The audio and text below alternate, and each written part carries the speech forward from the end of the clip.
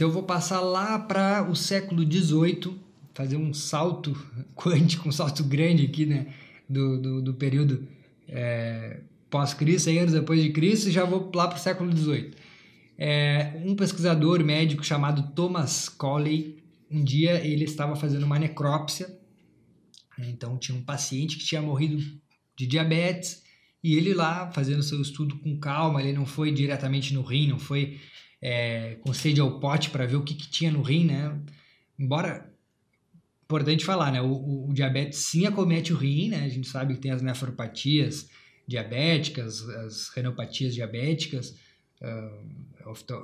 doenças oftalmológicas, neurológicas, enfim, mas não é dessa afetação.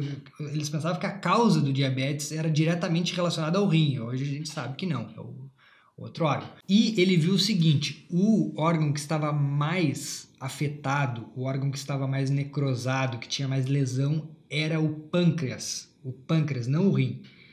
E ele ficou um pouco surpreso, né? Mas ele acabou observando aquilo ali em outros pacientes e tal, e ele acabou ajudando.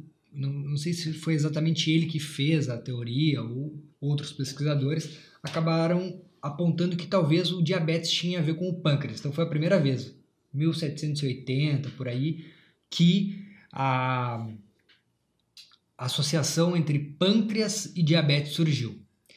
Porém, nos anos que viriam após essa descoberta, né, alguns químicos conseguiram isolar a enzima amilase salivar, né, produzida pela parótida e tal, e eles viram que ela atuava no metabolismo dos carboidratos, né, degradando a maltosa, enfim, o amido, e eles pensaram assim, olha, deve ser o excesso dessa amilase aí que está provocando esse excesso de açúcar dentro do organismo, né? Porque eles viram que a urina que saía, ela era, além de ser abundante em líquido, ela estava açucarada. Obviamente que é um fenômeno osmótico, né? Onde o açúcar ele acaba atraindo a água e fazendo com que a pessoa tenha essa poliúria e também essa glicosúria também, né? Com glicose na urina. Então estava toda essa controvérsia entre saber se o diabetes era causado por uma doença renal, de uma doença pancreática, de uma doença relacionada à salivação, né, à amilase. E aí vem um outro pesquisador jogar uma luz no processo chamado Oskar Minovsky, acho que não sei pronunciar, ele nasceu na Rússia, morou na Alemanha, são línguas que eu não tenho nem ideia, então espero que esteja certa a pronúncia.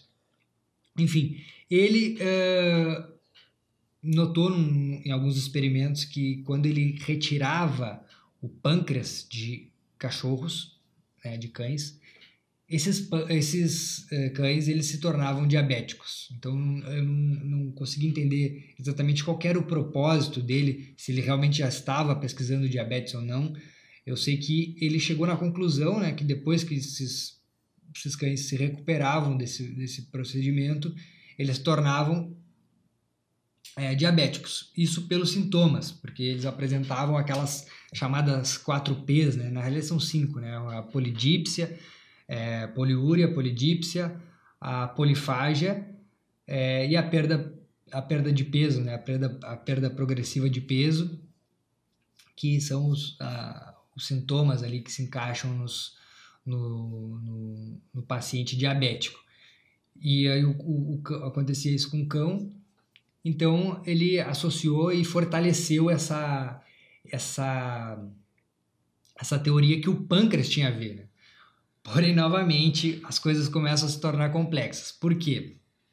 O Claude Bernard, que é aquele fisiologista, já citei ele em vários vídeos também, para quem não conhece, procura um pouco da biografia do Claude Bernard, grande fisiologista francês, também fez grandes aportes. Ele foi o cara que conseguiu constatar que o fígado, né, nos animais, principalmente nos mamíferos, o fígado tem uma função, além de metabolizar, de estocar energia. né? Então em forma de glicogênio. Então ele viu lá, olha, tá cheio de glicogênio aqui o fígado, então os pesquisadores começaram a pensar, olha, já que a gente tem tanta glicose acumulada, será que a diabetes não é um processo onde o fígado começa a degradar toda essa glicose, né? Fazer um processo de glicogenólise, né? Começa a quebrar essa glicose e essa glicose inunda o sangue de glicose e por isso a pessoa fica diabética? É uma boa hipótese, isso explica, né, um mecanismo fisiológico, né, fisiopatológico da diabetes.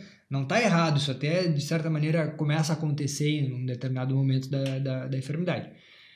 Só que todo mundo começou a pensar, então talvez não seja nem o rim, não seja o pâncreas, não seja a amilase da parótida, e sim uma doença do fígado. Então ficou uma bagunça, cada um dizia uma coisa.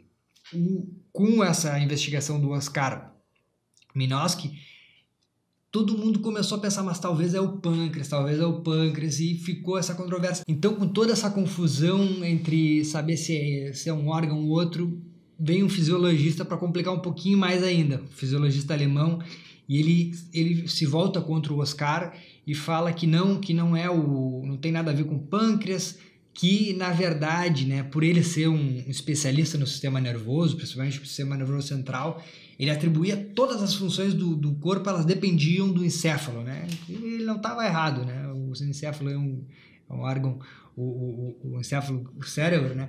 Ele é um órgão preponderante na vida humana, né? Tanto que se tem uma morte cerebral não existe vida, um órgão vital. E ele falou, olha, o que acontece é o seguinte, eu não sei o mecanismo fisiológico, mas o diabetes surge por quê?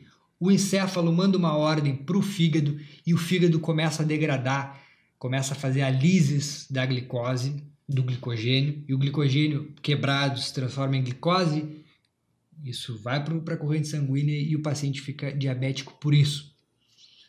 E aí complicou tudo, já ninguém sabia qual era o real mecanismo fisiopatológico, qual era a causa, não tinha. A etiologia do diabetes era realmente uma bagunça. E aí o outro pesquisador tinha feito um trabalho.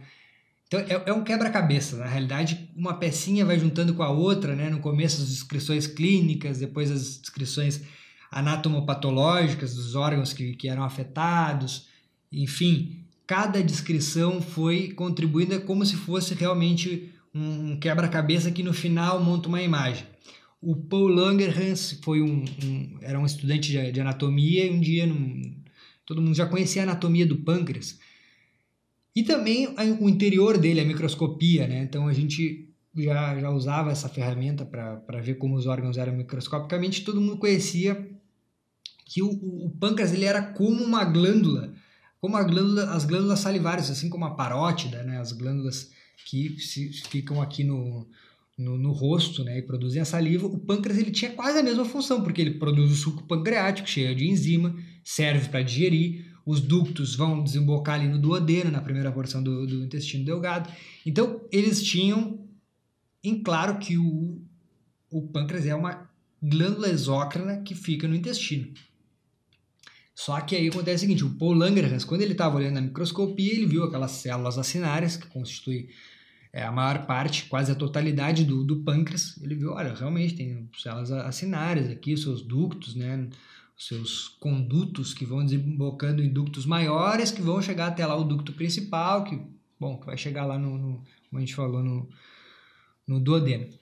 Porém, existem umas células que estão aqui isoladas, elas não têm nada a ver, né, não tem nada a ver com essas células acinárias. E como elas estavam isoladas, ele falou, olha, elas parecem que estão em ilhas, parece que elas estão em umas ilhas pequenininhas, né? E por isso elas foram chamadas de ilhotas pancreáticas, ou com o seu epônimo, né, que é ilhotas de Langerhans, porque foi ele que apontou. E aí o pessoal começou a ver que existiam alguns animais ou pessoas que acabavam morrendo por uma obstrução dos ductos, morriam as partes acinárias, mas a parte das ilhotas não eram afetadas. Então, novamente, esse embate entre se era uma doença pancreática, o diabetes ele tinha a ver com uma doença pancreática, se era uma doença, se ele era uma doença do fígado, enfim, hepática, novamente abriu o campo de possibilidade. Quando o Oscar Minovsky fez ele apontou, né, que os cães que estavam sem pâncreas ficavam diabéticos, muitos outros pesquisadores eles acabaram tentando fazer algum extrato do pâncreas e injetar nos pacientes. Só que pensem comigo, se o pâncreas, né, ele é o grande produtor de enzimas como a pepsina, tripsina, quimiotripsina, enfim, várias e várias enzimas que digerem tanto a amilase também, tanto carboidratos, gorduras e proteínas, são enzimas que fazem a lises, elas fazem a quebra de tecidos, quebra de moléculas, melhor dizendo.